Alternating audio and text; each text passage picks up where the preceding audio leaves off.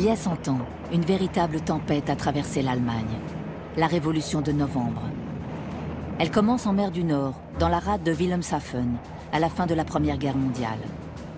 L'état-major de la marine veut envoyer une dernière fois sa flotte contre l'Angleterre, sans en informer le gouvernement, qui au même moment à Berlin tente de négocier un armistice.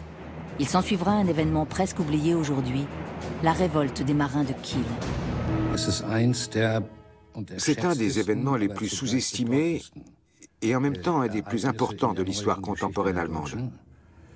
C'est l'unique révolution qui n'a pas totalement réussi, une sorte de demi-révolution.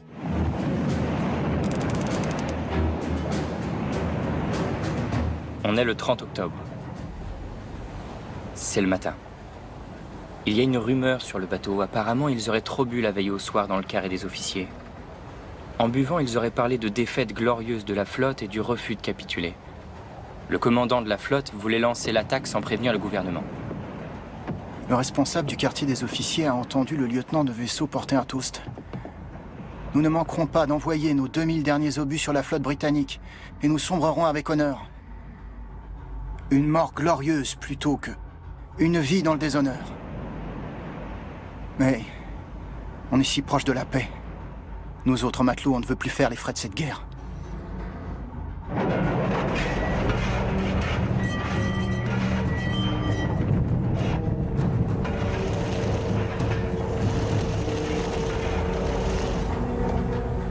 Hermann, il faut qu'on prenne le contrôle du bateau. Maintenant, le gouvernement est en train de négocier un traité de paix. C'est encore trop tôt, Werner. On doit attendre. Qu'est-ce que tu veux qu'on attende, mon sang? Les matelots du Markgraf ont déjà dû se soulever. Le bateau n'avance plus. Vraiment? Comment tu le sais? C'est Johann, l'opérateur radio, qui vient de nous l'apprendre. J'ai même entendu que l'empereur était à bord du Baden. Il veut couler avec. Rudy, ce ne sont que des rumeurs. Jusqu'où ça doit aller pour que tu comprennes? En 1916, j'étais à bord du Moltke pendant la bataille du Jutland. Le vice-amiral Bödiker avait donné l'ordre aux gars du G38 de finir de couler le Lützow qui était en train de sombrer. Il a donné l'ordre alors qu'il y avait encore plein de matelots à bord. Je ne veux plus jamais voir ça, Hermann. C'est d'accord, camarade. Prenons le contrôle du bateau. Arrêtez toutes les machines! On y va.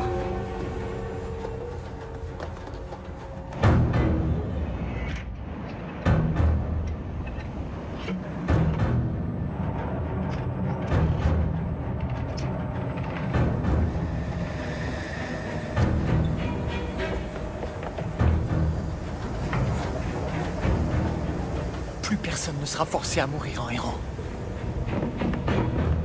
Allez-y, éteignez les machines!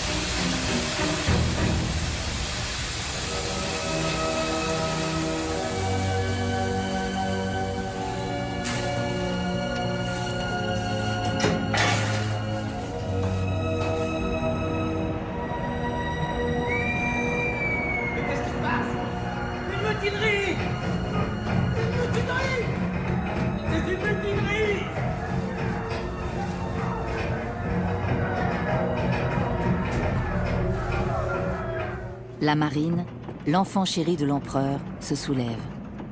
Comment la situation a-t-elle pu dégénérer à ce point? Au début de la guerre, en 1914, les Allemands soutiennent avec ferveur leurs matelots. Mais face à la supériorité de l'Angleterre, l'empereur Guillaume II n'aura que très peu recours à sa flotte. En 1916 a lieu tout de même un affrontement notable, la bataille du Jutland. À l'automne 1918, il est clair que pour l'Allemagne, la guerre est perdue. L'état-major de la marine veut envoyer sa flotte dans une dernière bataille pour sauver son honneur. Mais c'était sans compter avec la résistance des matelots allemands.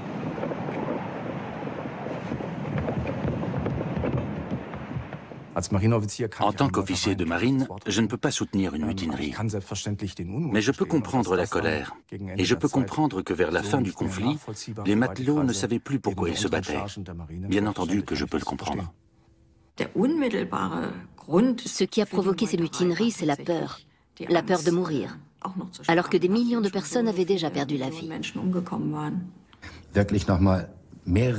Envoyer des milliers d'hommes à une mort certaine, dans le seul but de pouvoir dire plus tard « Nous avons été vaincus, mais nous avons sauvé notre honneur », c'est totalement inhumain. Cette dernière bataille n'aura pas lieu. La 3e escadre se dirige vers Kiel, son port d'attache. C'est là que les mutins doivent être punis. Mais ce n'est pas ce qui va se passer. Bientôt, ils vont écrire l'histoire.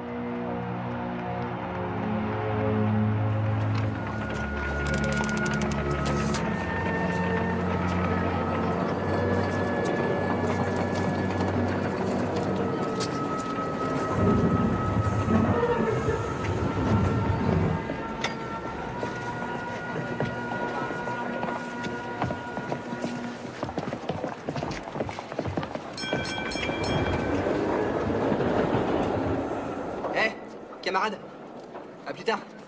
Je vous en donne un? Ouais. Il est bel homme, ton Karl. Moi non plus, je le repousserai pas. Toi, pas touche, c'est le mien. Qu'est-ce qu'il est en train de distribuer? Des tracts? Tu n'es pas au courant? Aujourd'hui, c'est la grande réunion à la maison des syndicats. Karl va faire un discours, il est doué pour ça. C'est quand même curieux, il n'en parlait pas dans le journal. Bien sûr que non. Pour le savoir, tu es obligé de lire le tract. Ou bien il me faudrait un fiancé aussi séduisant que le tien, qui me tiendrait informé. Alors, mesdemoiselles, encore en pause papotage. Allez, hop, hop, au travail. Terminons cette guerre.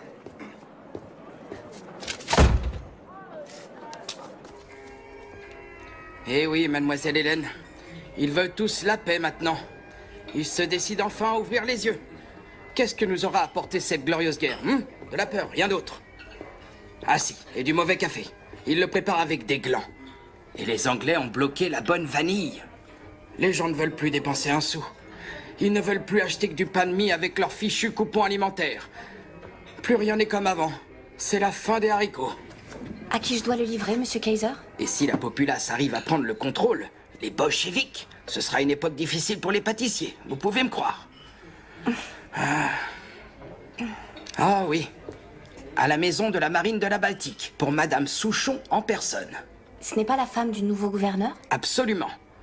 Allez maintenant filer. Hop hop.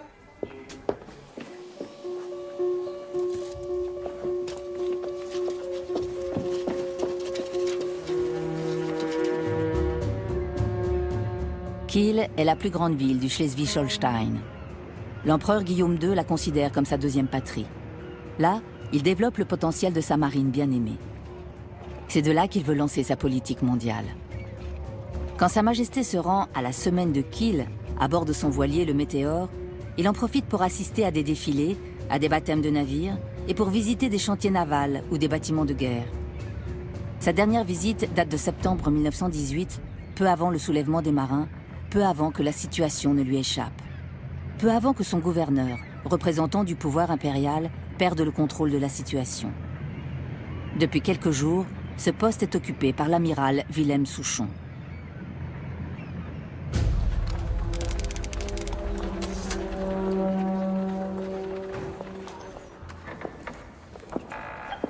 Bonjour, j'ai une livraison pour Madame Souchon. 2e étage, couloir de droite. 2e étage, couloir de droite. Merci.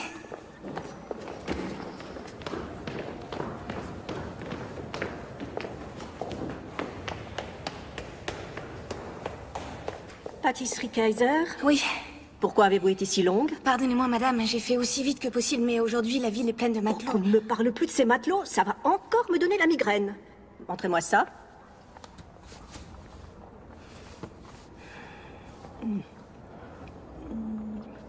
Délicieux. Oui, c'est très bien.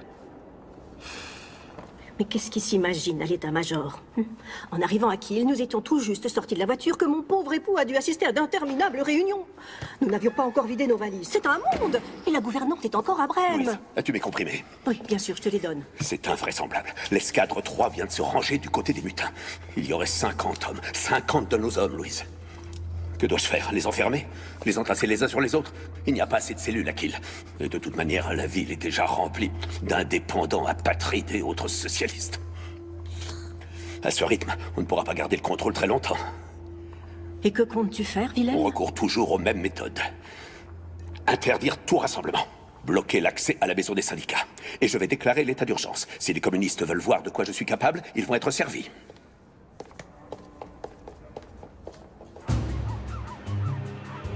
Dans les années qui précèdent, Kiel a connu une expansion très importante.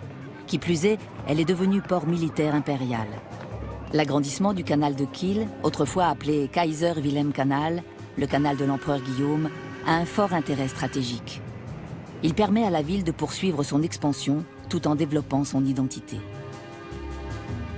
La tenue des matelots de Kiel est un symbole de l'atmosphère qui règne dans la ville. Les enfants la portent fièrement dans tout l'Empire, comme les petits-enfants de l'empereur sur cette photo.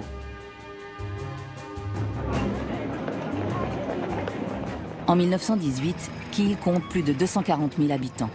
50 000 sont des militaires et 33 000 travaillent dans les différents chantiers navals. Ils construisent principalement des navires de guerre. La marine fait vivre, directement ou indirectement, presque toutes les familles. Ces ouvriers hautement qualifiés ont une conscience politique très marquée.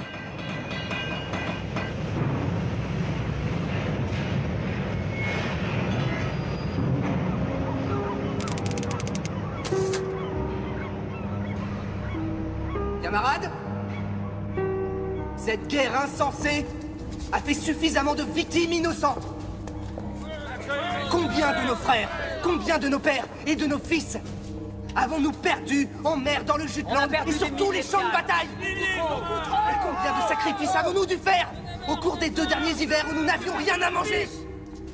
Il y a eu trop de victimes, alors mettons un terme à tout ça. Terminez la guerre! Nous pouvons mettre fin à ce bain de sang, camarades, si nous nous unissons. Venez tous à 6 heures, à la manifestation, à la maison des syndicats. Il faut qu'on soit ensemble. Camarades, venez nombreux, je compte sur chacun d'entre vous. On compte sur vous. Ouais, bravo. Merci, Karl, merci pour ce discours. Vous, les matelots, vous allez devoir nous montrer l'exemple. Ensuite, tous ces travailleurs, ces révolutionnaires vont vous suivre. C'est pas vrai, les gars? Les matelots, la paix et du pain. La paix. La paix et du pain. La paix et du pain. Tout ça, c'est la manifestation. La paix et du pain. Lenny, qu'est-ce que tu fais là? Karl, j'ai une chose importante à te dire. Le gouverneur veut empêcher l'accès à la maison des syndicats. J'étais près de lui quand il l'a dit. Ça risque de devenir dangereux. Pour qui? Pour nous ou pour lui? Pourquoi t'étais chez le gouverneur? Je livrais des tartelettes, Karl, je me fais du souci pour toi. Y a pas de raison, ma chérie. Parlons d'autre chose. Notre cher Auguste approche. Salut, beau-frère. Alors, j'espère que t'as bien taillé tous les crayons de la comptabilité? Non. Si vous faites de la politique au lieu de travailler, j'ai rien à calculer. Je sortirai en dernier, je vais éteindre la lumière. Et toi, Lenny? Essaie de ne pas te salir. Tu ferais mieux de t'occuper de toi, mon frère, mais je crois que c'est trop tard.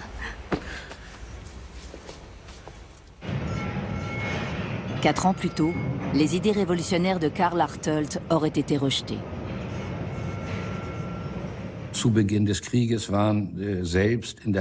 Quand la guerre a commencé, les ouvriers n'y étaient pas opposés. Il y a eu à travers le pays un mouvement massif de soutien à la guerre. On a du mal à le concevoir aujourd'hui. Dès les 2 premières années de conflit, les jeunes hommes qui étaient partis se battre étaient littéralement envoyés au casse-pipe. Très vite, la réalité de cette guerre a été visible. Elle a duré 1 an, puis 2, et personne n'en voyait la fin. C'était un véritable carnage. C'est le premier conflit où il a été fait usage des gaz. Tout le monde imaginait que cette guerre se terminerait rapidement, que ce n'était qu'une question de mois avant la victoire, et que l'Allemagne en sortirait plus grande et plus forte. On prétendait que c'était une guerre plus civilisée, une guerre plus humaine, le genre d'argument qu'on entend aujourd'hui encore. On prétendait que c'était pour défendre les droits de l'homme, un mensonge déjà utilisé à l'époque. La situation n'a cessé d'empirer. On leur mentait de plus en plus.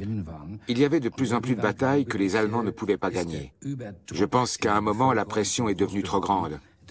C'était allé au-delà de ce que la population pouvait supporter. Quand la marine arrête 50 matelots, on peut tout de même pas rester sans rien faire. Je sais. Mais personne n'a encore osé libérer des prisonniers. On n'a même pas d'armes. C'est vrai. Mais si on en avait, ça changerait tout. Attends une minute. Tu connais le Waldwiese? Il y a ce local, si je me rappelle bien, c'est à Viborger-Gehölz. C'est devenu un hôpital militaire, mais ils ont une armurerie. Et elle est très mal gardée. Lothar, Si on arrive à entrer dans ce local, on prend les armes. Et c'est gagné. Tu devrais emmener ta copine. Elle a un regard à faire tourner la tête à n'importe qui. Si elle lance un coup d'œil au garde, il comprendra pas ce qui se passe. Et là, on entre. Oui. Lenny. Je te présente Lothar Pop, c'est un ami du chantier naval. Bonjour. Bonjour. Avec Lothar, on se demandait si tu pouvais nous aider pour une mission. C'est pas une mission dangereuse, mais c'est pas non plus sans risque. Tu peux compter sur moi.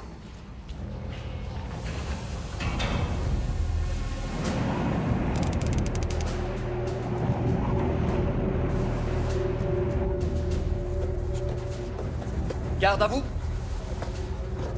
Chef mécanicien Knufken, monsieur, nous sommes 3 matelots de la 2e escouade, 4e division, nous épissons les cordages.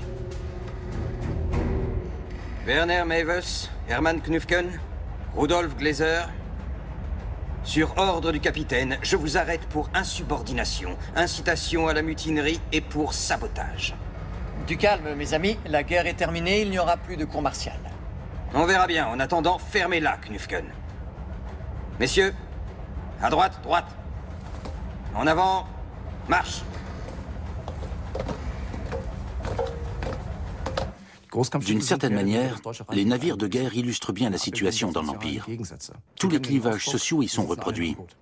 Vous connaissez l'expression « être dans le même bateau ».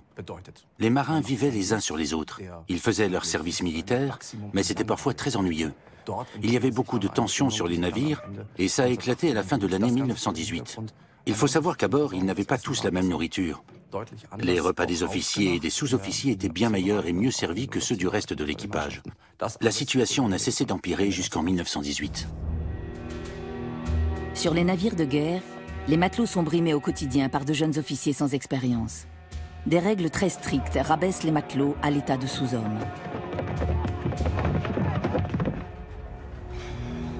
Que doit le subalterne à son supérieur? L'obéissance absolue, un respect constant et de la déférence. Et quand commencent les signes de déférence? Ils commencent 6 pas avant et doivent se terminer 3 pas après le supérieur. Cette situation avait mené à une première mutinerie en 1917. Pour la réprimer, la marine avait condamné à mort 2 matelots et les avait fait exécuter. Max Reichpitch et Albin Kubis. Cette condamnation avait été considérée comme excessive jusque dans les rangs des officiers. Ce n'était qu'une parodie de justice. Est-ce la même peine qui attend les 50 mutins récemment arrêtés? C'est la question que se posent les nombreux matelots, les ouvriers des chantiers navals et les habitants de Kiel qui se sont rassemblés dans la ville alors que le gouverneur Souchon a bloqué l'accès à la maison des syndicats. Le soulèvement des matelots va donner naissance à un mouvement qui touche rapidement toute la population. Leurs revendications sont claires. Ils veulent la paix, du pain et la libération des matelots.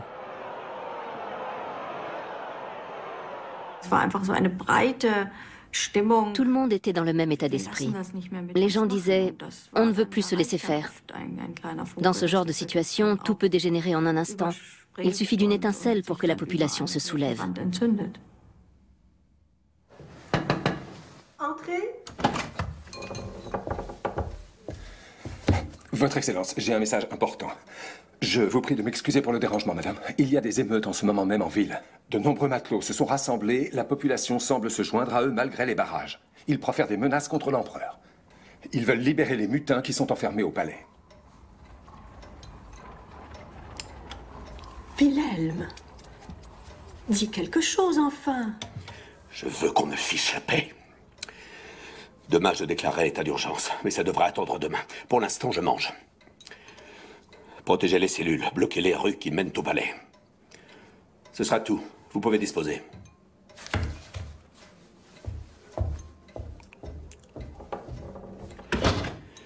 Nous allons devoir faire les frais de la situation dans laquelle l'empereur et ses rats de l'état-major de la marine nous ont mis.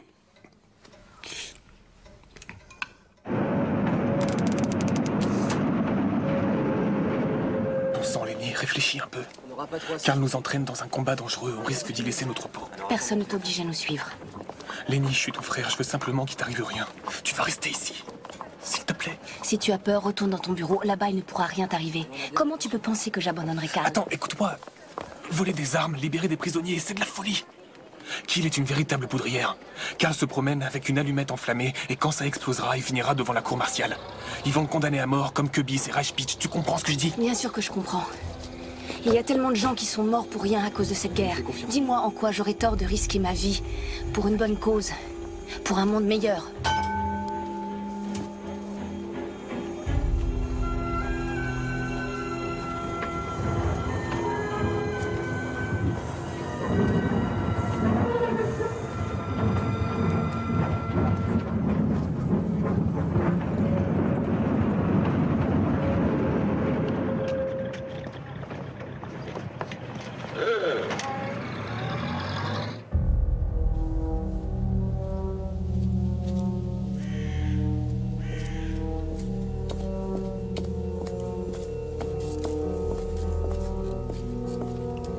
Bonjour, soldat.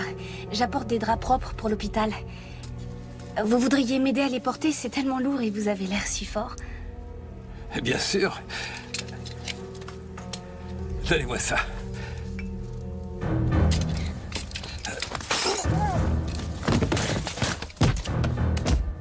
Bien joué. Tu restes là et tu montes la garde, d'accord? Werner, on y va.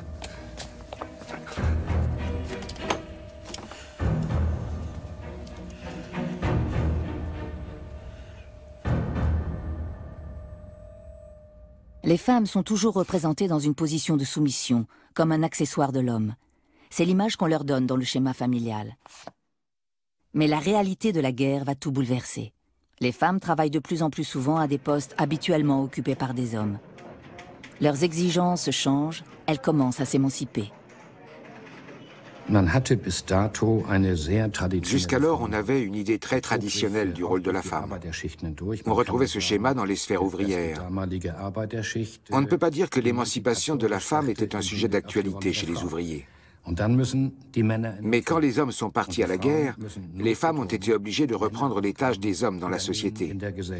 Petit à petit, cela a mené vers l'émancipation qui s'est pour ainsi dire imposée. Les femmes occupaient des postes d'hommes. C'était une première dans l'histoire. Ces nouvelles prérogatives leur ont permis de découvrir leurs vraies valeurs. Elles comprennent qu'elles sont capables de bien plus que ce qu'on leur avait laissé faire jusque-là. Elles s'aperçoivent qu'elles peuvent maîtriser une crise, qu'elles peuvent travailler en équipe bien mieux que les hommes. Tout à coup, les femmes se sont retrouvées livrées à elles-mêmes. Elles ont dû tout gérer seules. Dans l'agriculture, elles ont assumé des tâches qui étaient réservées aux hommes. Elles ont fait des métiers d'hommes. Ça leur a permis de se rendre compte qu'elles en étaient capables. Aujourd'hui, il est bon de se rappeler que cette époque n'est pas si éloignée. En Europe, on est fiers de tout ce qu'on fait pour l'égalité des sexes. Pourtant, tout ceci s'est passé il y a 100 ans. Et à cette époque, les femmes n'avaient même pas le droit de vote. Au quotidien, les femmes ont bien d'autres soucis. Une fois leur travail terminé, les boutiques d'alimentation n'ont souvent plus rien à vendre, malgré le rationnement des denrées alimentaires. Une personne a droit à 5 tranches de pain par jour et à 80 grammes de beurre par semaine. Ça ne suffit même pas à tartiner une tranche de pain au quotidien. Au cours de l'hiver 1916-1917, pendant la famine, les habitants de Kiel vont jusqu'à manger les moules accrochés dans les bassins du port pour survivre. Au même moment, à cause d'une mauvaise gestion des réserves, le stock de pommes de terre de la marine militaire pourrit. Ma chère Friedel, ici tout est devenu plus cher. On ne peut plus aller au cinéma pour moins d'1 mark. Tu veux que je t'envoie des sardines à l'huile?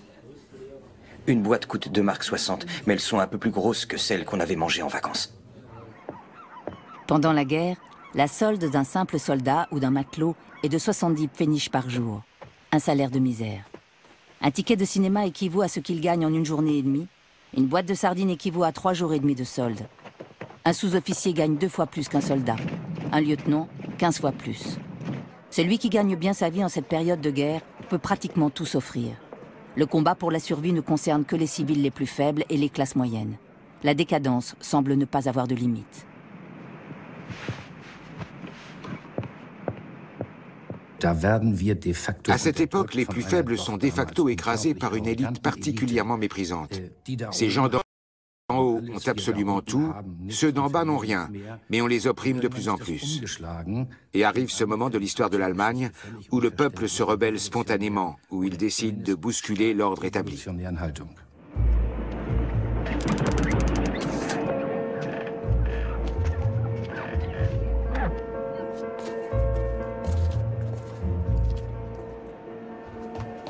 Fiche le camp, ça, gamin, il n'y a rien à voir ici.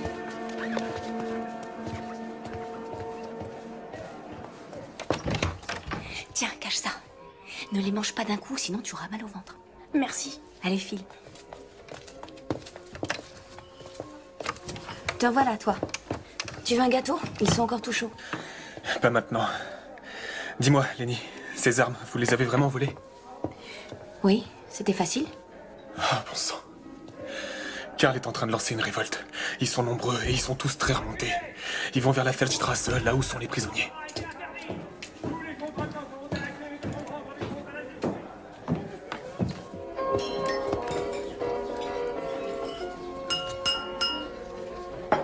Pardonnez-moi, mesdames et messieurs, j'ai une information importante.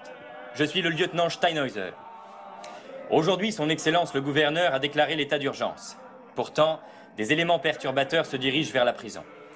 C'est pour cette raison que mes hommes et moi-même allons établir un barrage devant le café. Je vous demande donc de garder votre calme et de ne pas rester près des fenêtres. Je vous remercie.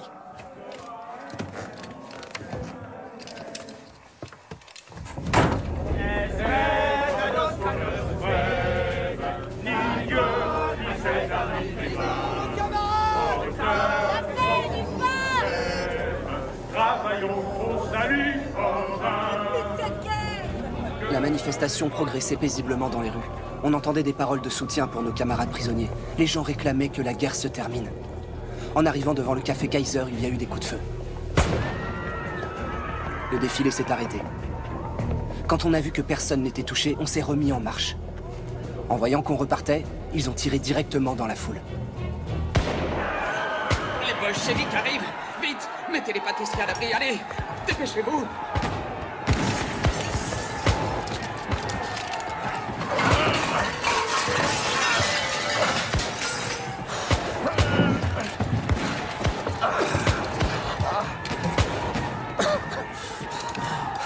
Mettez-lui une compresse, vite!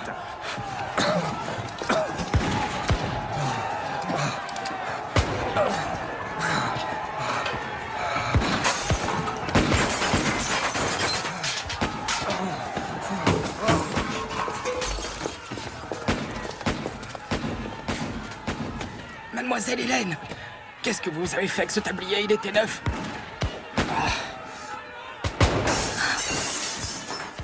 La fusillade arrête le cortège devant le café Kaiser. Les manifestants ne sont qu'à quelques centaines de mètres de leur objectif. Ils veulent atteindre la prison dans la Feldstrasse.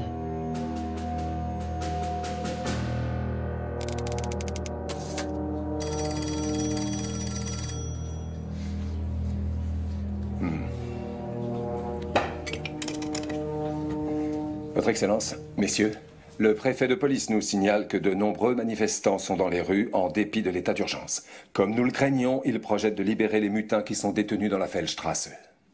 Bon sang. Les barrages ne les arrêtent pas? Il y a eu un affrontement sanglant. 7 personnes sont mortes et 30 ont été blessées. Nous n'avons plus le contrôle. Dois-je envoyer des renforts?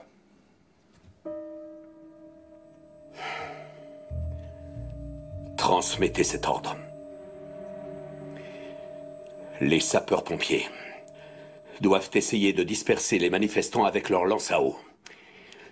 Il n'y aura pas d'autres renforts, c'est compris?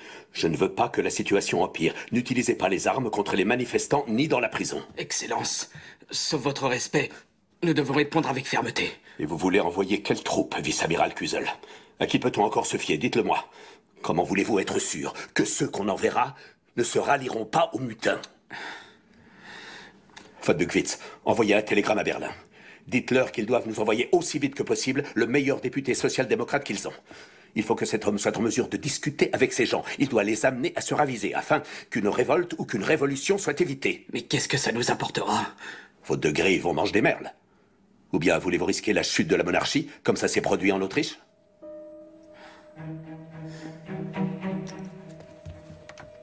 Quand nous aurons repris le contrôle, que Dieu ait pitié de ces mutins.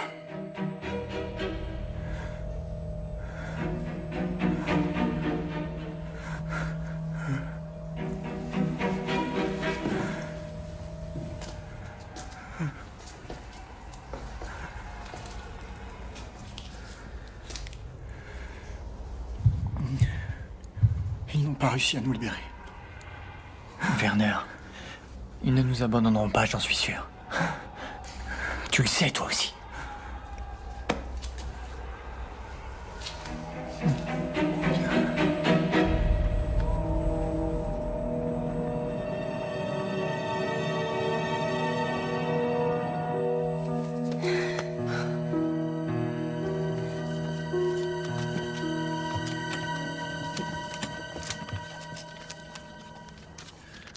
Il manque une virgule après le mot masse. Ça va, monsieur, je sais tout. Ferme-la.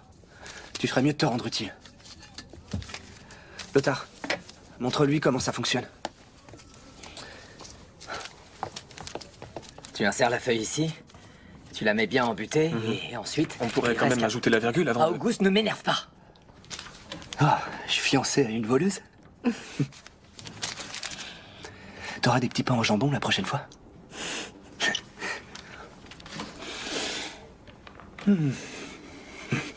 T'es un bon parti, Lenny. Avec toi, on meurt pas de faim.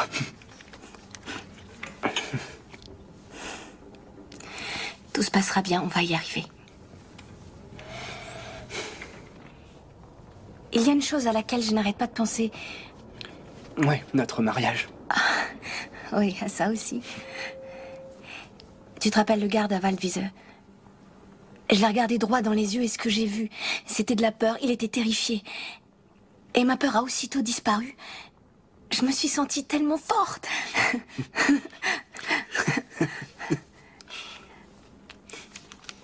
Mais plus sérieusement, s'il avait essayé de s'en prendre à moi, est-ce que j'aurais tiré? Je suis incapable de tuer quelqu'un. Je sais pas quoi en penser. Ouais. Tu sais, sur le front, tous les jours, il y a des hommes qui tuent d'autres hommes. Des fils, des pères, des voisins. Et avant, ils pensaient tous qu'ils en étaient incapables. Tout ça, c'est de la folie. Ils sont fous, tout ce système est fou. Il faut que ça s'arrête, il y a eu trop de morts. Maintenant, ça suffit.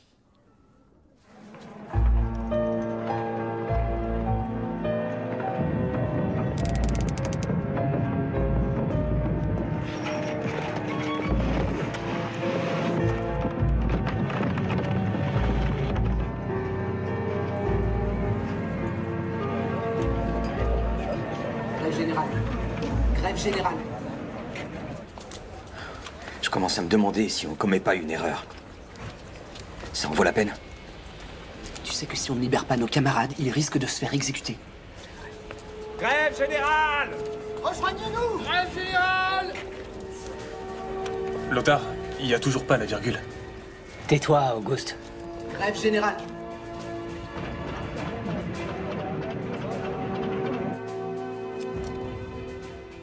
Tu viens avec nous, finalement? Et toi, alors?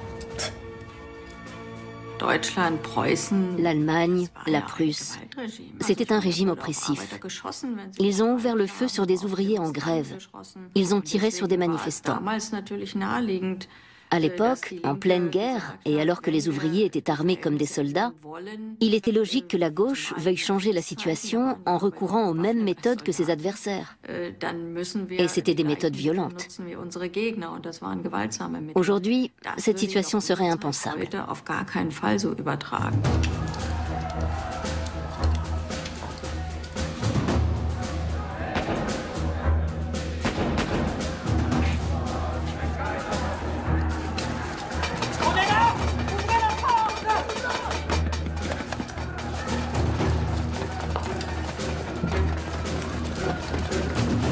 Ouvre la porte.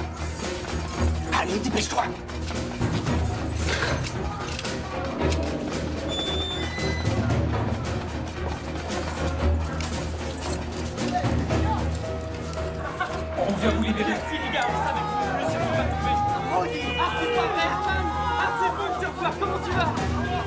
J'ai bien dit vite avec Dieu. Ouais, vous avez réussi. Vous êtes libres, les gars. C'est pas début. Comment fait-on pour sortir de prison et retrouver la liberté? En fait, on n'en sort pas, on est comme transporté, on passe d'un matelot à un autre. Nos amis nous prennent dans leurs bras. Un marin attache un ruban rouge autour de mon bras. Je trouve un fusil que je ramasse et je trouve aussi tout un tas de munitions.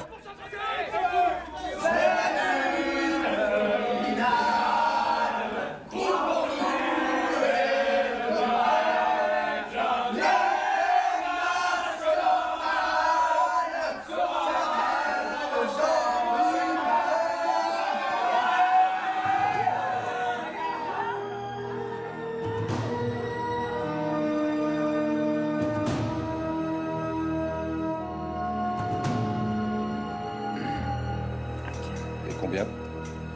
D'accord. Quand? On ne pourra jamais reprendre le contrôle de cette zone. Ils sont beaucoup trop nombreux. Un instant. Votre Excellence, le commandement général envoie des bataillons d'infanterie et des bataillons de réserve à Kiel. C'est le général von Wright qui les dirige. Non, ce n'est pas lui. Mais attends. On aura les hommes à disposition? Bonjour, ici l'amiral Souchon. Envoyez-nous immédiatement tous les renforts que vous avez à disposition. Et que ce soit bien clair, ils seront sous mon commandement. Mais bien sûr, si on a les renforts escomptés, non. c'est tout à fait possible. Non, la marine ne sera jamais sous les ordres de l'armée de terre. Ce n'est pas envisageable. Amiral. Oui, ce sera fait, monsieur. L'accès a été Non. bloqué. Non. Ce barrage reste en place. Et alors, je me fiche de ce que vous pensez. Pour qui vous prenez-vous? Je suis le gouverneur. Ici, c'est moi qui commande. Et je vous ordonne d'envoyer immédiatement tous les hommes disponibles à Kiel. Envoyez-les par convoi ferroviaire. Oui. J'attends votre confirmation. Ce n'est pas avec des lances à eau qu'ils pourront se défendre. Bien, messieurs, on nous envoie des bataillons de réserve. Ils seront bientôt là. Cette information doit rester confidentielle. Interrogez les hommes au sein de vos troupes. Essayez d'établir précisément quelles sont leurs revendications. Nous devons gagner du temps en gagnant leur confiance. Et dites également aux matelots que je suis disposé à ouvrir des négociations au sujet des événements avec une petite délégation. Mais votre Excellence... Vous pouvez disposer. Von Buchwitz, restez là. Dites-moi, contrôlons-nous encore la situation? Wilhelm Souchon veut éviter une escalade de la violence, comme cela s'est produit un an plus tôt lors de la révolution bolchevique en Russie. Le régime tsariste avait été renversé par Lénine et remplacé par la dictature du prolétariat. Est-ce le destin qui attend les Autrichiens maintenant que les Habsbourg ont cédé le pouvoir? Est-ce aussi ce qui attend l'Allemagne? Une partie des révolutionnaires aspire à une république des conseils comme en Russie soviétique. Et pour l'obtenir, ils sont prêts à prendre les armes.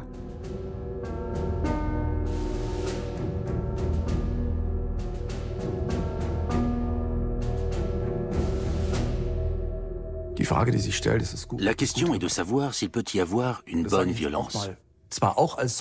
Je pose cette question en tant que soldat, mais aussi en tant que citoyen. Quand la violence est le seul moyen de faire tomber un régime criminel, un régime militaire et autoritaire, et que la population l'estime nécessaire, dans ce cas, la violence est une option. Je pense qu'il est possible aujourd'hui de changer le rapport de force, de modifier notre société par des moyens démocratiques. Mais il faut y parvenir sans se laisser corrompre. Karl, j'ai pas dormi de la nuit, j'avais peur qu'il te soit arrivé quelque chose. T'as pas à t'en faire, je suis comme de la mauvaise herbe. Oui, on n'arrive pas à s'en débarrasser. Écoute, j'ai de bonnes nouvelles. On a libéré les prisonniers. Et on va prendre le contrôle de la ville. Pour y arriver, j'aurai besoin de toi. Dis-moi ce que je dois faire. On a besoin de drapeaux rouges. Il en faut vraiment beaucoup. Il en faut un sur chaque bateau, sur chaque administration. On doit avoir des drapeaux rouges dans toute la ville, tu comprends? Le rouge sera la couleur de Kiel. Tu crois que tu y arriveras? Je vais y réfléchir, je te le promets. T'es merveilleuse, ma chérie. Plus rien ne peut nous arrêter.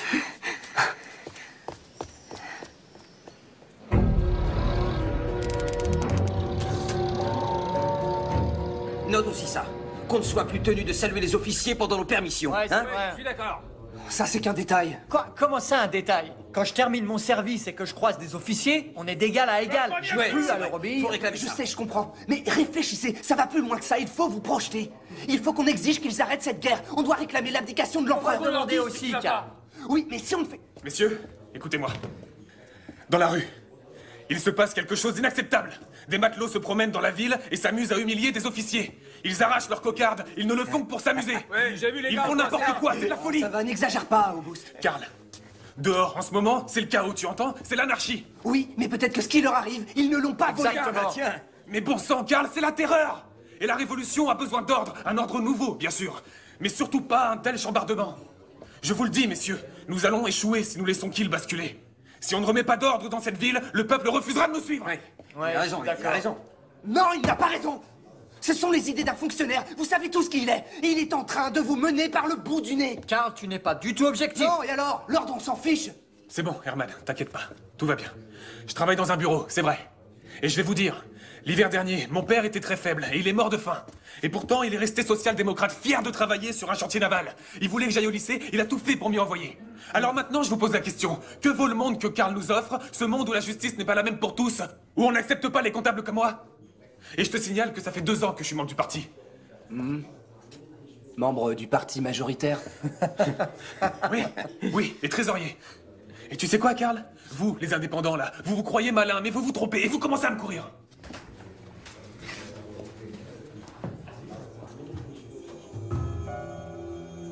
Le Parti social-démocrate est divisé depuis 1917. Le Parti social-démocrate majoritaire, le MSPD, et les indépendants, l'USPD. C'est le résultat du vote des crédits de guerre par la présidence du SPD. Une grande partie des ouvriers avait ressenti cette décision comme une trahison de la politique de paix qu'ils soutenaient. Il faut bien dire qu'à l'époque, le Parti social-démocrate, ou encore la social-démocratie, a pour la première fois abandonné son programme. Ils ont fait des choix qui étaient radicalement en opposition avec tout ce qu'ils avaient proposé et tout ce qu'ils revendiquaient. Pour moi, en tant que social-démocrate, c'est un des plus grands malheurs que l'Allemagne ait vécu au cours des 100-150 dernières années. Aujourd'hui, nous utilisons toujours les stéréotypes de cette époque. D'un côté, la vraie gauche, de l'autre, la fausse gauche. Nous avons les mêmes idées préconçues. J'ai toujours espéré que cette situation changerait. La gauche actuelle est depuis longtemps une famille politique importante de notre société. Elle est certes proche du centre, mais elle est devenue un élément fondamental de notre système. Et j'ai toujours espéré qu'elle permettrait de dépasser un jour ce clivage ridicule. Ce 4 novembre, la situation à Kiel est incertaine. La tension est palpable. Les matelots révolutionnaires et les officiers s'affrontent dans des fusillades à travers la ville. Les habitants restent terrés dans leurs maisons. La guerre civile menace.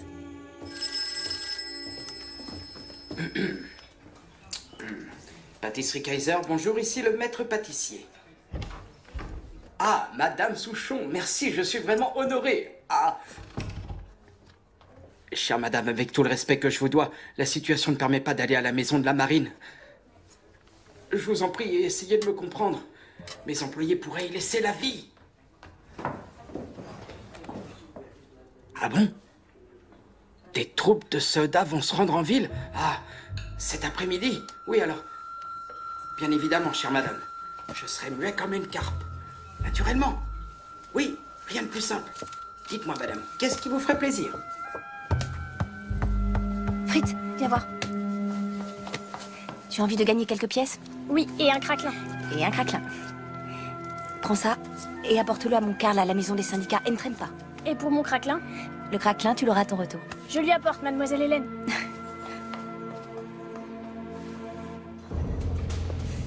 Nous avons été mobilisés à Kiel. On nous a dit qu'il y avait eu des émeutes. Je dois bien admettre que ça ne me plaisait pas de tirer sur des matelots. Je savais que c'était mal de faire ça. J'avais prêté serment à l'empereur. Qu'est-ce que je pouvais faire? Si on descend du train et que des matelots nous tiennent tête, on devra leur tirer dessus.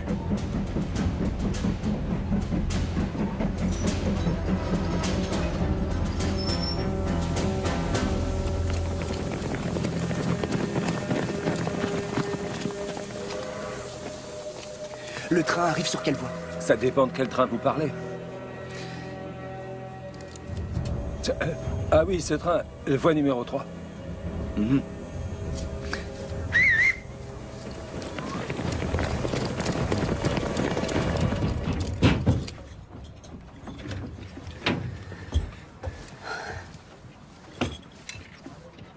C'est vous qui commandez ces troupes? Vous avez perdu la raison, matelot. Comment vous adressez-vous à un supérieur? Le Conseil révolutionnaire de soldats vous souhaite la bienvenue à Kiel-la-Rouge. Nous vous laissons le choix. Soit vous vous ralliez à notre cause et vous êtes cordialement invité à rester. Soit vous nous remettez sagement vos armes et vous retournez d'où vous venez. Maintenant, ça suffit, matelot. Vous dépassez les bornes. Ne jouez pas les héros. Plus rien ne vous y oblige. Cette époque est terminée. Vous n'êtes qu'une bande de traîtres. Dans l'après-midi, à 3 heures, après moult cris de joie, les soldats du régiment d'infanterie numéro 84 sortirent sans leurs armes de la gare et profitèrent de la compagnie de leurs amis matelots. Ils remirent leurs fusils, leurs munitions et leurs mitrailleuses à la marine. Ce fut une grande réconciliation et on fit de longues ovations à l'infanterie. Les casques verts de gris furent retirés et les soldats les remplacèrent par des bonnets dans une ambiance de fête. Les matelots enfilèrent les casques des soldats, prirent les épées des sous-officiers et paradèrent ainsi vêtus. Les matelots étaient devenus les maîtres de la gare. Je suis content de te revoir, ça fait une paye.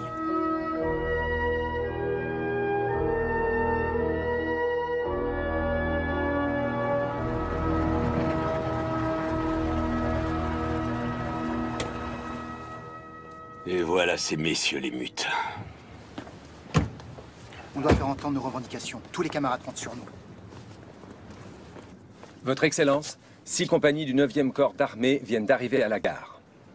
Qu'est-ce que vous dites? Seulement 6 compagnies contre des milliers de matelots équipés comme des soldats? Ça ne suffira jamais. La situation est malheureusement bien pire. Les troupes se sont presque toutes ralliées aux matelots. Et à partir de ce soir, il y aura une grève générale des chantiers navals. S'ils s'y mettent aussi.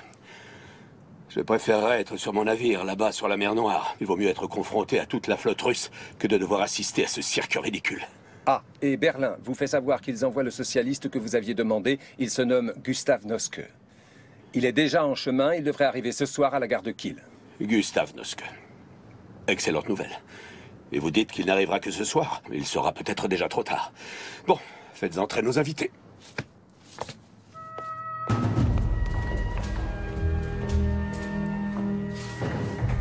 Veuillez me suivre, messieurs.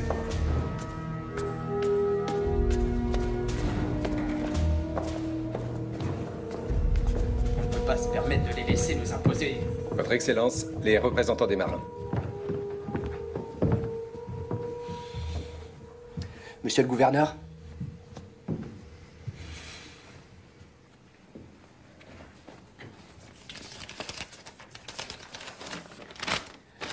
Nous réclamons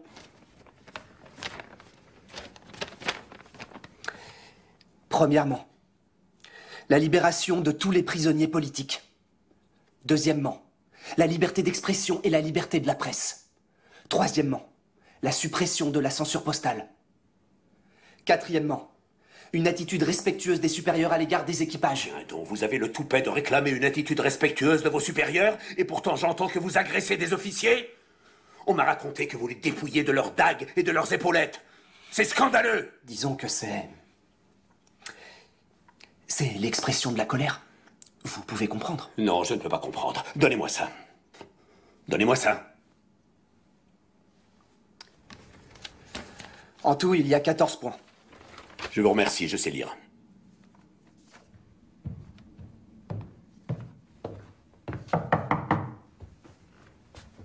Désolé de vous interrompre. Je viens vous informer que la compagnie de garde de la maison de la marine est passée de notre côté. Je les ai envoyés à la maison des syndicats boire un café. Merci, Werner.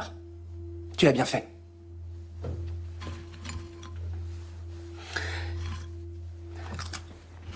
Surtout, n'oubliez pas que si vous ne respectez pas nos accords, notre flotte pourrait tourner ses canons vers la ville et détruire le quartier de Dusternbrook.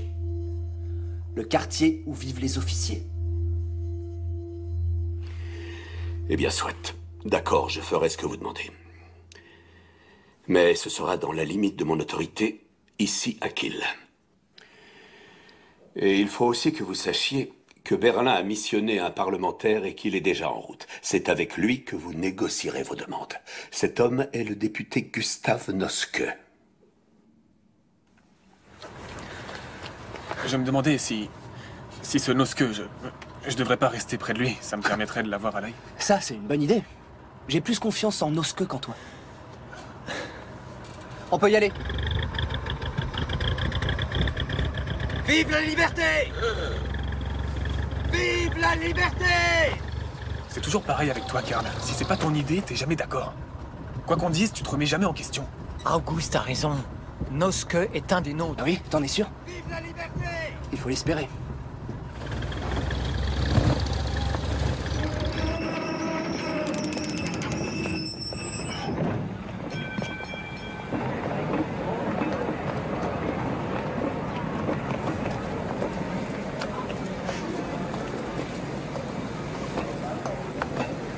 Après avoir passé le barrage à la gare, j'ai entendu crier mon nom. Tout à coup, des hurrahs sont montés partout autour de moi. Des gens venaient me saluer, des mains par centaines. La place devant la gare était remplie de matelots, tous armés de fusils. En quelques instants, je me suis retrouvé dans une automobile. Il y avait 5 ou 6 hommes avec moi. L'un d'eux était debout, il tenait un drapeau rouge qui faisait flotter au vent. Et il répétait sans cesse « Vive la liberté !» Un soldat du nom d'Artelt était assis à côté de moi. Bonjour, monsieur Noske. Soyez le bienvenu à Kiel. Nous représentons le conseil de soldats. Et ce soir, vous allez devoir parler à la population et aux matelots. Il vaudrait peut-être mieux le faire maintenant. Quoi? Comment ça maintenant? C'était un coup de feu? Mais enfin, qu'est-ce qui se passe? Ça, c'est rien. Ce sont des tirs de joie, monsieur Noske. Des tirs de joie? Pourquoi donc? Parce que vous êtes enfin arrivés. Les camarades se réjouissent. Ah. Il faut imaginer que lorsque Noske est arrivé à la gare de Kiel, il était entouré de dizaines de milliers de personnes qui lui tendaient la main. Tout le monde le voyait comme le sauveur. Son rôle était de tempérer ce soulèvement, de calmer les radicaux et les membres des différents conseils qui étaient tout sauf de braves démocrates. Tout le monde voulait que la social-démocratie s'impose, et c'était là l'occasion de montrer ce dont elle était capable. Il fallait calmer les esprits et contenir les violences. C'était aussi l'occasion de poser les jalons d'une nouvelle république. Et c'est ce qui s'est passé. Ensuite, il s'est mis à pleuvoir. Elle est tombée à pic, cette pluie. Parce que grâce à elle, beaucoup de manifestants allaient quitter les rues. Je me suis rappelé qu'il était rare qu'une révolution soit menée quand les gens avaient besoin de prendre leur parapluie. Mais malgré le mauvais temps, l'afflux des manifestants sur la Wilhelmsplatz était phénoménal. C'était une véritable cohue, un mélange d'ouvriers, de soldats, de jeunes femmes. J'ai terminé mon discours en intimant à la foule d'éviter tout débordement. Et là, quelqu'un a tiré. Tous ces gens avaient beau être déterminés. C'est vraiment surprenant de voir qu'il suffit de presque rien pour qu'une telle foule disparaisse. Après les premiers coups de feu, les gens sont partis en courant à travers le parc. Il a fallu que j'aille me cacher derrière un bec de gaz pour ne pas être touché. C'est dangereux, j'entends le sifflement des balles. Un camion approche, les officiers le prennent pour cible et on lui tire dessus de tous les côtés. Un maître d'équipage est debout à côté de moi et il n'arrête pas de tirer. Il est en train de vider son chargeur sur l'hôtel et sur le camion. Hélas, ce sont des matelots qui sont assis à l'intérieur. Ils commencent à être très en colère contre les officiers qui leur tirent dessus.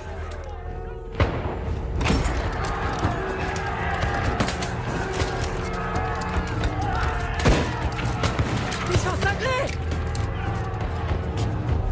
Fritz! Mais reste là! Tu ne me connais pas? Ah! Oh! Oh! Karl! Oh, bon sang! Werner! J'ai mal. Où est-ce que t'as été touché? Tiens, Werner. Il faut des bandages. Trouve quelque chose. Tiens bon, ça va aller. Merde. Qu'est-ce que tu fais là, Fritz? Je ramasse du métal. Ça se vend bien, on me donne 2 petits pains pour ce que j'ai là. Ta mère doit s'inquiéter. Allez, dépêche-toi de rentrer. Non, je reste, sinon c'est Peter qui... Fiche le camp! Werner? Werner?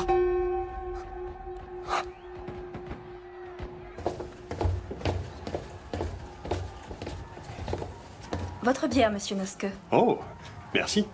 C'est gentil.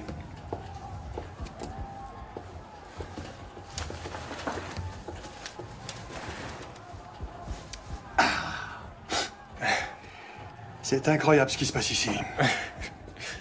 Oui. Si vous permettez, j'aimerais vous remercier, Monsieur Nosk. Ah oui? Et pourquoi donc? Parce que vous avez choisi les bons mots au bon moment. Vous avez rappelé les gens à l'ordre. Vous dites au peuple ce qu'il... Vous lui dites... Je lui dis ce qu'il veut entendre. Et oui, c'est comme ça que la politique fonctionne. Comment vous appelez-vous? August Hartung. C'est vraiment un honneur. Je suis social-démocrate.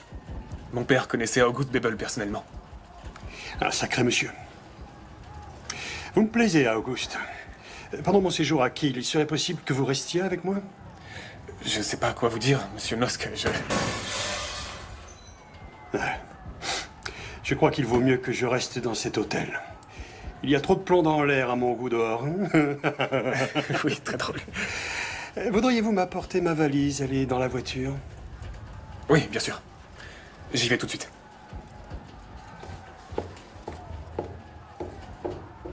Noske était un homme d'ordre, un homme qui n'aimait pas le changement ni les bouleversements. Il en a toujours été ainsi. Toutes ces prises de parole donnaient à penser qu'il était l'exécuteur testamentaire d'une monarchie sur le déclin, et non un réformateur soucieux de tout moderniser. Il s'est littéralement vendu à ceux qui détenaient le pouvoir. Il a consciemment mené une politique contre ceux qui l'avaient élu et qui lui avaient fait confiance. Et c'est malheureusement un des cas de figure qu'on retrouve souvent dans l'histoire. Quand on veut rester intègre, il faut du courage. Et le courage, certaines personnes en ont, d'autres pas.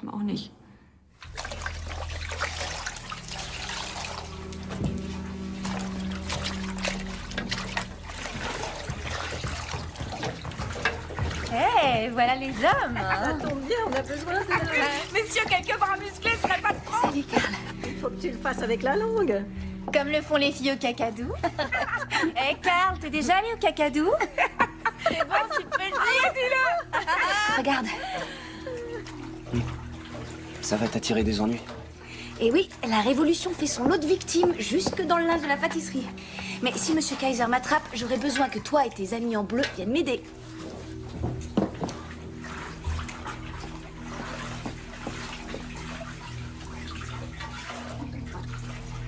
Où est-ce que je peux me laver les mains?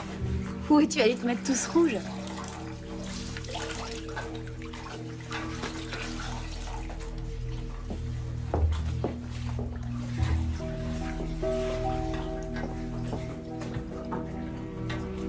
Karl, qu'est-ce qui s'est passé? Werner Riedel. Il a pris une balle dans le ventre. Et je suis arrivé trop tard.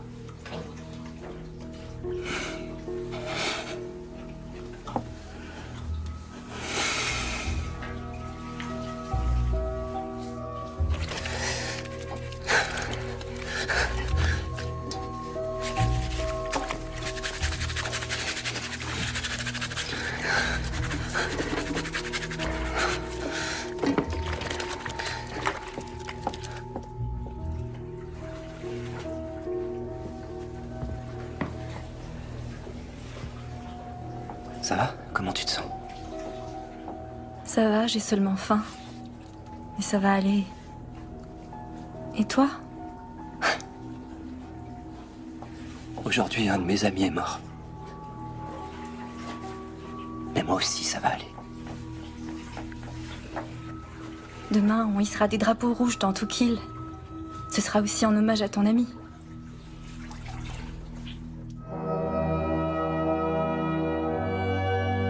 Le 5 novembre 1918, les révolutionnaires prennent définitivement le contrôle de Kiel. Un matelot écrit à sa bien-aimée pour lui décrire la situation. Mon tendre amour. Surtout ne t'en fais pas si je suis quelque temps sans donner de nouvelles. Ici, c'est la grève générale. Nous avons arrêté tous nos officiers. Hier soir, il y a eu une grande manifestation dans Kiel. J'espère que nous pourrons très vite trouver un accord de paix. Les matelots sont confiants et ils n'hésitent plus à le montrer. Ils arborent avec fierté l'écharpe rouge. En retirant 4 lettres de leur bonnet, ils transforment la Kaiserliche Marine, la marine impériale, en Ehrliche Marine, marine honnête. Ce jour-là, plusieurs fusillades éclatent. Elles font 10 morts et 21 blessés. Wilhelm Heine, le commandant de la ville, un des plus proches collaborateurs de l'amiral Souchon, est abattu en se défendant lors de son arrestation. Sur cette carte postale, un inconnu a immortalisé le destin d'un cocher qui ne prenait pas part au combat et qui a été abattu sur sa calèche alors qu'il franchissait un pont sur les eaux intérieures de Kiel. Un autre incident dramatique survient dans le port militaire. Je vais sur le pont, il est 8 heures, et là je vois des torpilleurs, un sous-marin, des bateaux à vapeur. Et ils arborent tous le drapeau rouge. Nous sommes dans le beau drap. Nous, le König, sommes le seul navire à avoir un pavillon de guerre. J'étais mort de peur. Le lieutenant fonce jusqu'à la drisse. Un tir soutenu commence. Le lieutenant Zenker s'effondre. Le commandant et le second capitaine tirent sur les mutins. Le matelot Meves se jette sur la drisse et essaie de la couper. Quand le commandant le voit, il l'abat sans sommation. Aussitôt après, c'est le commandant qui s'effondre. Et ensuite, c'est au tour du second capitaine. Je fonce dans le quartier des officiers. J'entends le bruit des balles qui ricochent sur la coque comme des petits pois. Cette fois, nous y sommes. Ils abordent le navire. Mon Dieu, quelle honte pour notre patrie. En se servant de la révolte des marins, le commandement suprême invente la théorie conspirationniste de la légende du coup de poignard dans le dos. Ainsi, les Allemands auraient perdu la guerre parce que les sociodémocrates auraient trahi les hommes sur le front. C'est complètement ridicule. La guerre était déjà perdue. C'est même ce constat qui a été l'élément déclencheur de la révolution. Au début, il n'était pas question de socialisme. On n'avait pas de véritable vision. Le problème était tout simplement que les hommes sur les bateaux, les matelots, ne voulaient pas se sacrifier pour une guerre que tout le monde savait perdue. Vers le mois de juin 1918, le commandement suprême avait déjà commencé à réfléchir à des négociations de paix, à un armistice et aux conditions qu'ils accepteraient. Ça signifie que ceux qui par la suite ont colporté ce mensonge pensaient déjà à la capitulation. C'est une des pires impostures des 150 dernières années.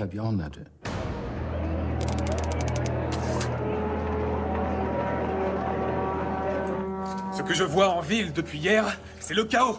Les citoyens ont peur et il y a vraiment de quoi. Ce sont les officiers en embuscade qui nous tirent dessus. Cher Hartelt, il faut être honnête, ce sont les matelots qui sont à l'origine de tout ça. Absolument. Si on continue sur cette voie, l'adversaire n'aura plus besoin d'envoyer de troupes puisque tous les citoyens de Kiel voudront notre peau.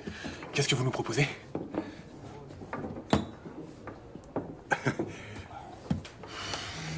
Pour commencer, il faut faire preuve de discipline. Arrêtez de vous en prendre aux officiers. Et on ne dégrade pas les affaires des autres. Oui, ça aussi. Il faut arrêter d'effrayer les habitants de Kiel. C'est vrai, ça ne sert à rien. Ce qu'il faut, ce sont des revendications politiques claires et le pouvoir nécessaire à leur application. Voilà ce qu'il vous faut. Camarade Noske, que diriez-vous de diriger le conseil de soldats? Vous avez de l'expérience en politique. Mais non. Vous êtes de loin le plus compétent. Oui. C'est vrai. Oui, c'est vrai. Allez, monsieur Noske. Bon, d'accord, très bien. Dans ce cas, je vous remercie, messieurs. C'est un grand honneur. Quelle bande d'idiots. Noske dit ce que tout le monde veut entendre. C'est un traître. Félicitations, monsieur Noske.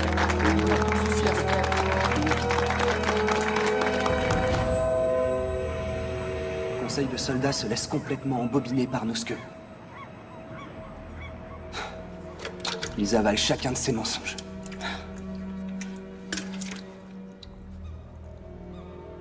On a fondé le Conseil ouvrier, Karl. Il y a plus d'indépendants là-bas. Si les deux conseils siègent ensemble, on aura à nouveau la majorité des voix. Ah, vous êtes là.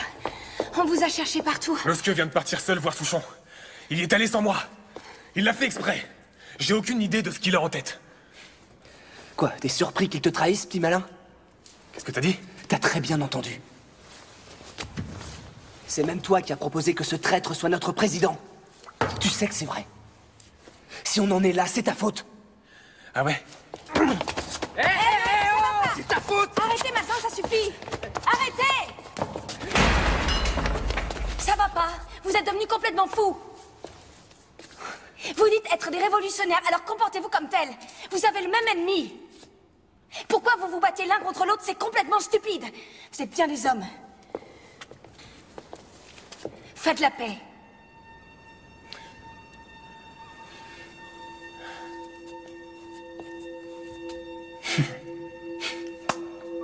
Comptable. Prolétaire.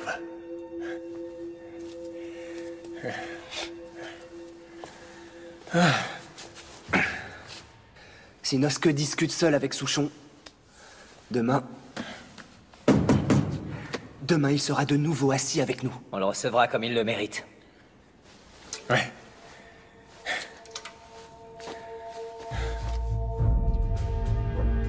Le 5 novembre, le drapeau rouge flotte sur la mairie de Kiel.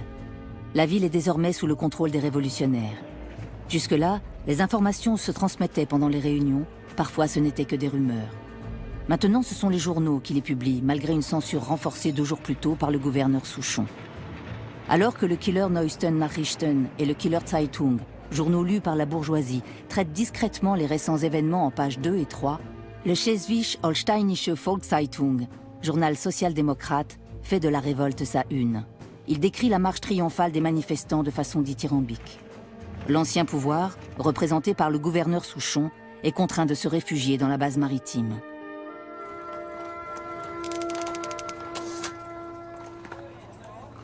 Monsieur Noske, à ce qu'on m'a dit, vous êtes à Kiel depuis hier soir. Vous auriez pu venir ici plus tôt. Oui, merci. Vous savez, la pluie et les fusillades en ville, ça vous ralentit. Plus sérieusement, je ne voulais pas arriver ici les mains vides, vous comprenez? Et c'est pourquoi j'ai commencé par prendre les rênes de cette révolution. Vous parlez actuellement au nouveau président du Conseil ouvrier et de soldats. Mais à quel jeu jouez-vous, monsieur Noske? Si j'ai demandé votre présence, c'est pour que vous leur parliez. Je veux à tout prix éviter que cette révolte ne se propage. Bien sûr. Malheureusement, on ne vient pas à bout de 40 000 matelots si facilement. Oubliez la violence. La solution, c'est la ruse politique. Donnez-moi 24 heures, votre Excellence, et le calme régnera à nouveau dans la ville. À une condition. Une condition? Vous devez accorder l'amnistie à tous les matelots. Quoi? Alors, est-ce que vous auriez perdu la raison? Il y a eu de nombreux morts, et je ne parle pas des dizaines de blessés. Ils ont semé la terreur.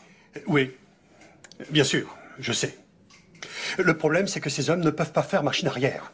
Comprenez, chacun d'entre eux a enfreint la loi et le règlement militaire. S'ils étaient jugés, ils pourraient très bien être condamnés à mort. Et si on ne leur offre pas l'amnistie, ils vont continuer. Et ça pourrait avoir des conséquences fort déplaisantes.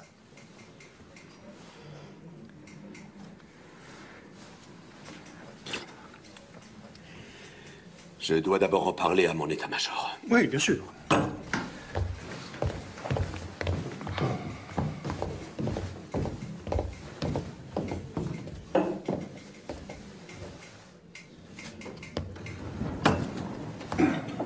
Oh. Il faut que je sache ce qui va se passer. Ce qui risque de nous arriver. Ça me semble évident, chère madame. L'empereur va abdiquer, demain peut-être. Une république sera mise en place, et c'est nous, les sociodémocrates, qui la dirigerons. Mais vous n'avez aucun souci à vous faire. Pour nous, ce sera une époque faste. Nous ne sommes pas des bolcheviks. Votre époux ne perdra pas son honneur, vous garderez votre maison, et votre réputation sera sauve. Je vous le garantis en tant que politicien et en tant que social-démocrate. Merci.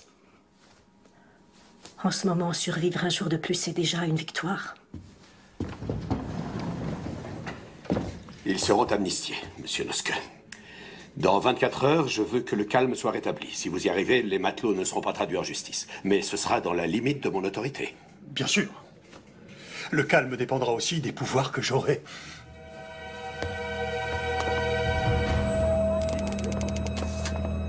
Noske a fait son discours.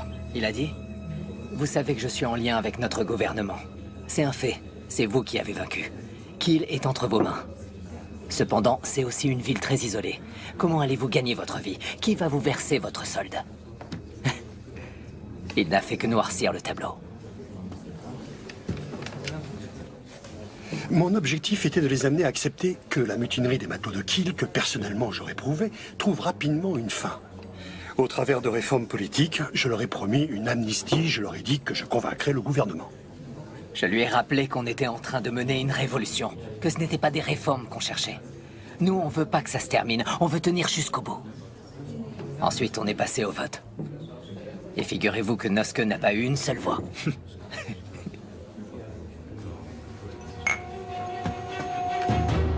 En réalité, Kiel n'est pas isolé. La révolution se propage dans tout le nord de l'Allemagne comme une traînée de poudre. Après seulement quelques heures, des messages arrivent à Kiel.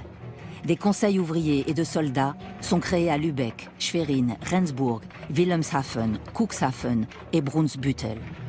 Dans la nuit du 5 au 6 novembre, le drapeau rouge flotte aussi sur Hambourg.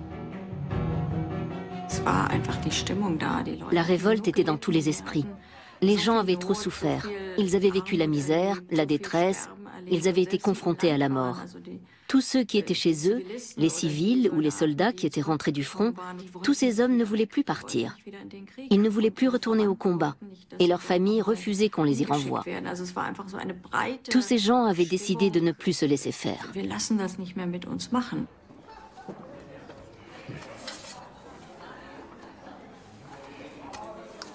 Je ne crois pas que ce soit une bonne idée que la direction soit assurée par le conseil ouvrier et par le conseil de soldats.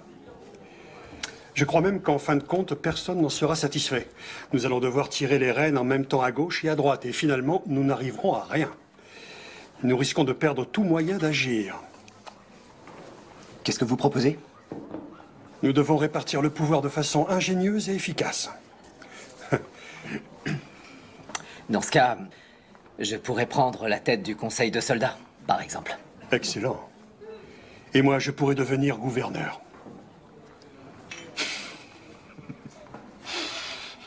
Oui, bien sûr. Et moi, je peux devenir empereur de Chine.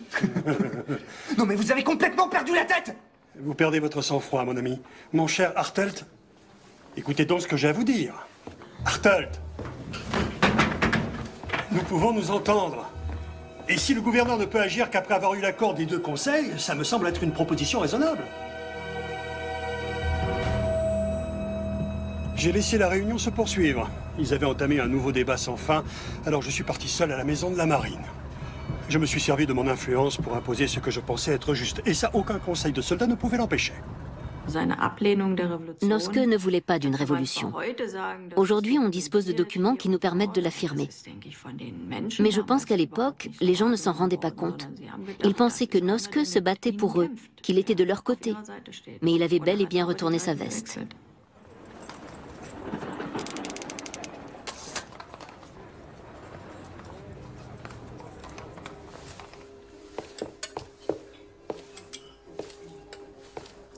Vous aimez travailler ici, mademoiselle Hélène?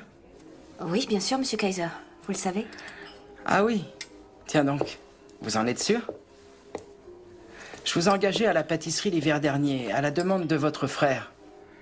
Monsieur Auguste s'est battu pour devenir quelqu'un. C'est un bon comptable. J'ai toujours été impressionné par les gens qui donnent le meilleur d'eux-mêmes pour réussir. Mais vous...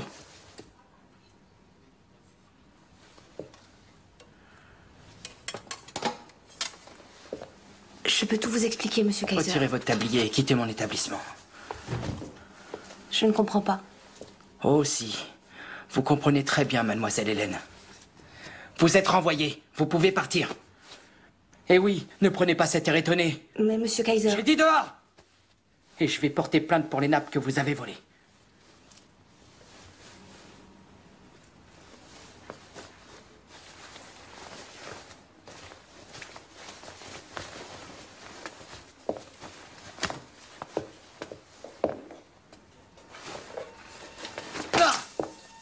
Ah. Sur le compte de la maison. Et ces gâteaux, je les emporte, je les ai gagnés. Bonne journée.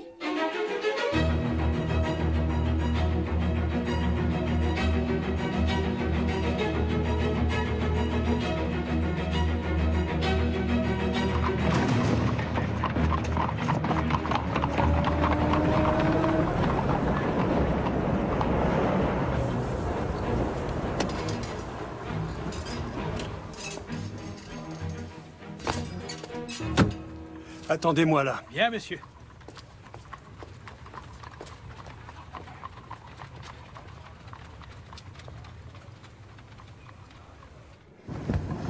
Bonjour, Votre Excellence. Croyez bien que je regrette d'avoir à vous l'annoncer, mais vous êtes relevé de vos fonctions. Dorénavant, c'est moi qui occuperai le poste de gouverneur. Décision du Conseil de soldats. Qu'est-ce que ça signifie? Vous êtes un civil, monsieur Noske. Vous n'avez même pas fait votre service militaire, je me trompe? Non. Et la marine va devoir s'y habituer. Pour la première fois de l'histoire, monsieur, un homme qui n'a jamais servi dans une armée va se voir confier le commandement de 80 000 soldats.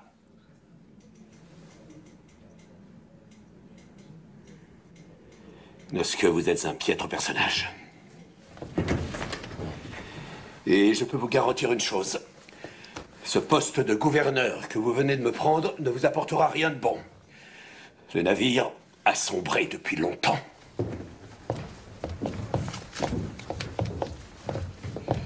Stop! Pas vous, von Buchwitz. L'officier d'ordonnance doit aider le nouveau gouverneur. Asseyez-vous. Et prenez note. Et je vous en prie.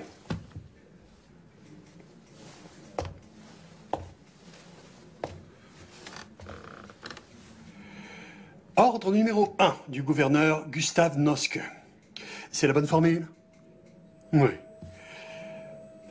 Dès aujourd'hui, tous les matelots pourront partir dans l'ordre et dans le calme, en vacances.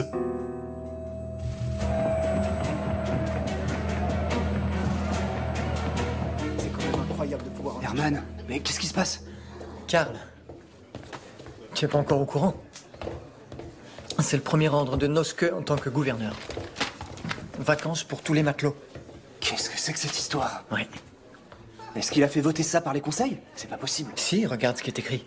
Avec l'accord du Haut Conseil de soldats. Tu comprends? Ce type n'est qu'un foutu menteur. Oui. Et où est-ce que tu veux aller? À la maison, Karl. À Berlin. Tu ne peux pas t'en aller maintenant. Qu'est-ce que la révolution va devenir si tout le monde rentre? Oh, ça, je peux te le dire. La révolution, on va l'emmener dans tout le pays. Fais-moi confiance. Je te souhaite plein de bonheur. Je n'oublierai jamais que c'est toi qui es venu me libérer. Et embrasse Lenny pour moi. Les matelots sont allés un peu partout en Allemagne. À l'époque, ils étaient les seuls à pouvoir expliquer comment organiser un soulèvement, comment constituer des conseils, comment organiser un mouvement de résistance. J'imagine que Noske s'était dit « faisons baisser la pression, renvoyons tout le monde à la maison ». Il n'avait pas pensé qu'en laissant partir ces hommes avec des idées révolutionnaires plein la tête, il allait surtout permettre à la révolution de s'étendre.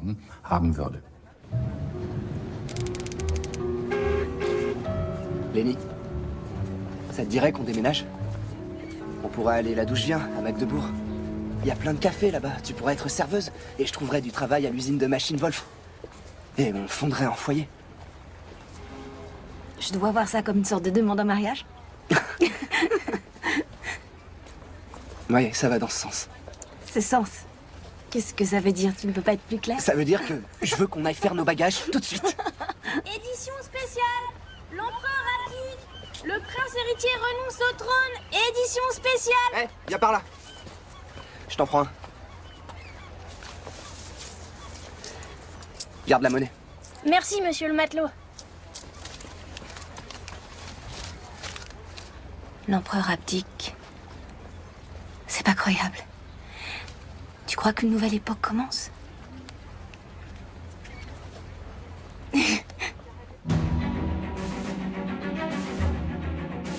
L'empereur Guillaume II s'enfuit en Hollande. Cette nouvelle époque apporte un nouvel état d'esprit en Allemagne. Plus personne ne veut se soumettre. Même les plus humbles ont désormais de grandes ambitions. À Berlin, 2 personnes vont annoncer en même temps cette ère nouvelle. Die Monarchie ist zusammengebrochen. Es lebe das Nord, es lebe die Deutsche Republik. Le social-démocrate Philipp Scheidemann proclame la République et 2 heures après, le communiste Karl Liebknecht proclame la libre République socialiste d'Allemagne. Cette situation donne un avant-goût de la complexité de la future République de Weimar. À Kiel, au cimetière d'Eichhof, plus de 10 000 personnes viennent rendre hommage à 5 des 16 victimes tuées pendant le soulèvement des matelots. C'est la plus grande manifestation qui ait eu lieu à Kiel pendant ces journées de novembre. Elle illustre le lien qui s'est créé entre les habitants de Kiel. À 10 heures à Kiel, on enterre les civils qui ont été tués pendant le soulèvement. Il y a 5 corbillards. Les matelots apportent de belles couronnes de fleurs. C'est le plus grand enterrement qui ait eu lieu à Kiel, sans hommes d'église. Dans le défilé, on voit les syndicats et la délégation de la marine. Ils arborent tous des drapeaux rouges et portent des écussons rouges. Une gigantesque foule silencieuse assiste aux funérailles. La révolution se répand inexorablement dans toute l'Allemagne.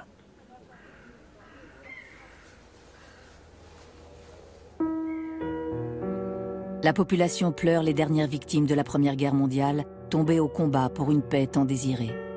Ces mêmes personnes qui, 4 ans auparavant, acclamaient l'empereur, viennent de provoquer son abdication. Ils partagent l'espoir d'un renouveau dans la paix et sous l'égide d'une république. La révolution se déroule dans la rue, dans les conseils ouvriers et de soldats, là où les gens du peuple font de la politique. Les dirigeants du SPD qui siègent dorénavant au gouvernement sont de l'autre côté des barricades. Gustav Noske, qui sera bientôt ministre de la Défense, ordonne d'ouvrir le feu sur les ouvriers. J'aime la formulation de Sebastian Haffner. Il a dit un jour que c'était une révolution social-démocrate qui a été réprimée par des sociodémocrates. C'est une explication succincte mais juste. Quelques jours plus tard, le 19 janvier 1919, le jeune lieutenant Hermann Souchon, neveu de Wilhelm Souchon, abat Rosa Luxembourg. Son implication ne sera révélée qu'en 1969. Il nie le meurtre de la fondatrice du Parti communiste allemand et ne sera jamais puni pour son crime. Cette élite militaire prussienne n'a jamais voulu de la démocratie. Ils n'ont jamais accepté la République de Weimar. Ils avaient conservé tous les postes stratégiques, toutes les prébendes, tous les titres de propriété, même ceux des grandes entreprises de l'industrie lourde. Rien n'avait changé. Ils possédaient les grandes propriétés foncières, tous les anciens biens de la noblesse. Et je pense que cette situation a empêché la République de Weimar de se construire sur une base stable. Elle ne disposait pas réellement du pouvoir, parce qu'elle n'était pas vraiment ancrée dans les structures de pouvoir, où siégeaient des gens qui ne voulaient pas de la République. La flotte allemande est livrée à l'Angleterre, et en juin 1919, les Allemands s'abordent leur navire dans la base de la Royal Navy de Scapa Flow. Les Britanniques ouvrent le feu sur la flotte. Le combat fera 9 morts. Dans les années 30, les Britanniques renflouent plusieurs épaves pour récupérer le métal. La marine allemande tirera des leçons de la mutinerie de Kiel.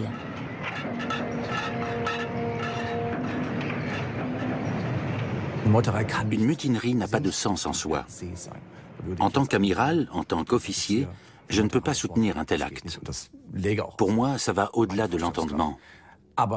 Mais il est important de se rappeler les raisons, en dehors des horreurs de la guerre, qui ont poussé les matelots à se rebeller.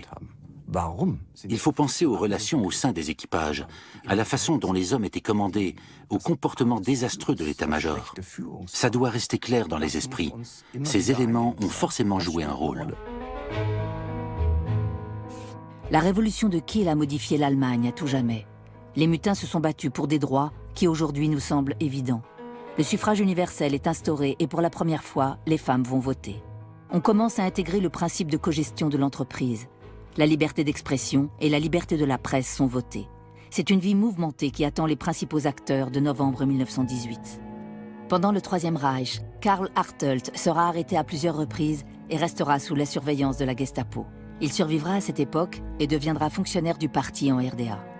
À partir de 1919, Lothar Popp s'engagera en politique à Hambourg avec les sociodémocrates et en tant que syndicaliste. Il émigrera aux États-Unis pendant la période nazie et ne reviendra à Hambourg qu'à la fin de sa vie. En 1920, Hermann Knufken détournera un navire pour aller en Union soviétique et essaiera personnellement de convaincre Lénine de l'intérêt d'une révolution en Allemagne. Après avoir été emprisonné un temps sous Staline, il travaillera comme agent pour les services secrets britanniques et se fera naturaliser anglais. Hermann Knufken, Lothar Popp et Karl Hartelt sont 3 des nombreuses personnes qui ont risqué leur vie pour leurs idéaux. Il est de notre devoir de rappeler au peuple allemand l'importance du soulèvement des matelots et de la révolution de novembre. Cela prouve qu'un peuple peut décider de s'émanciper d'un système politique. À une époque comme la nôtre, où À mon avis, l'engagement politique laisse à désirer. Il est fondamental pour la démocratie de se souvenir que le peuple a le pouvoir de changer les choses.